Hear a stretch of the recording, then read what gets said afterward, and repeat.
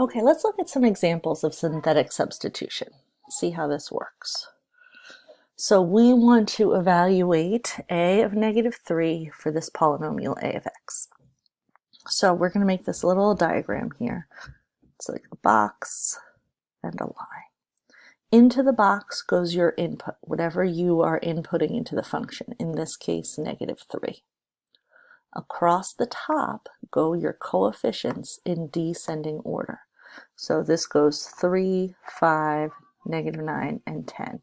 You'll note that in this polynomial I have something to the fourth, something to the third, but I don't have an x squared term. And then I have something to the first and something to the 0. So I'm going to have to account for that missing x squared term. So this is how I do it. My leading coefficient is 3. Next is 5.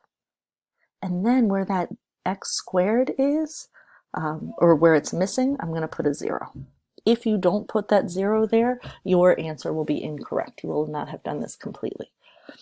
The next coefficient is -9, and then the last one is a +10. Now we're going to go through our algorithm here. We're going to perform this synthetic substitution. The first step is to bring down the 3, and then I'm going to multiply these two. So -3 times 3 is -9, and then I'm going to add these two. So 5 plus -9 is -4. Please watch your signs as you go through this. One missing sign will mess up the whole game. -3 times -4 is +12. 0 plus 12 is 12. -3 times 12 is -36. -36 plus -9 is -45. -3 times 45 is, what do we got? 135. And 10 plus 135 is 145. We are at the end, so our last number here is the output. So when I input -3 into the a function, I get an output of 145. And you can test this and go ahead and do it out by hand the long way and see if you get the same answer. Let's look at another one. I want to evaluate d of -2 for this polynomial d of x. So I'm going to make my little diagram, box and a line, put -2 in here, and then I'm going to lay out the coefficients. My leading coefficient is 2. I do not have an x squared again. It's gone. So I'm going to make sure I include a 0 for that x squared term. Then I have -7 and 1. I'm going to bring down the 2, and I'm going to multiply this times this. So -2 times 2 is -4. 0 plus -4 is -4. -2 times -4 is +8.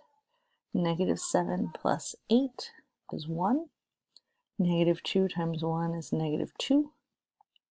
1 plus -2 is -1.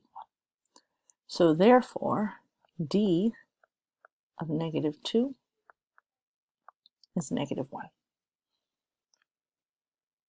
For our last example here, we're going to get a little wild. You can evaluate polynomials at imaginary values also. So if we want to input 2i into this function, we could use the same algorithm. This is going to require you to remember some of your imaginary number rules, all right? So I'm going to put 2i in that box, and I'm going to have 3. Again, a missing quadratic term, 0, -2, and 1. All right, and I'm going to go through the algorithm, but I'm just going to remember that I have to deal with imaginary terms a little bit differently sometimes.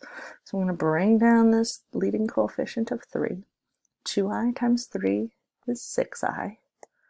0 plus 6i is still 6i. Now, 2i, I'm going to do some extra little math over here so you can see what's happening. 2i times 6i looks like 12i squared. But remember from our imaginary number rules that I squared is equivalent to -1. So this is the same as saying 12 times -1, which is -12. So 2i times 6i is -12. Okay, and I'm going to keep going. I'm going to add those two up. I get -2 plus -12, which is -14. And then I'm going to say 2i times -14, which is -28i. And now when I add real numbers and imaginary numbers, I can't combine them. And you're going to be tempted to, but you have to say 1 minus 28i. Every imaginary or complex number has a real component, the 1, and then an imaginary component, that -28. So we would say that P of 2i is equal to 1 minus 28i. Done.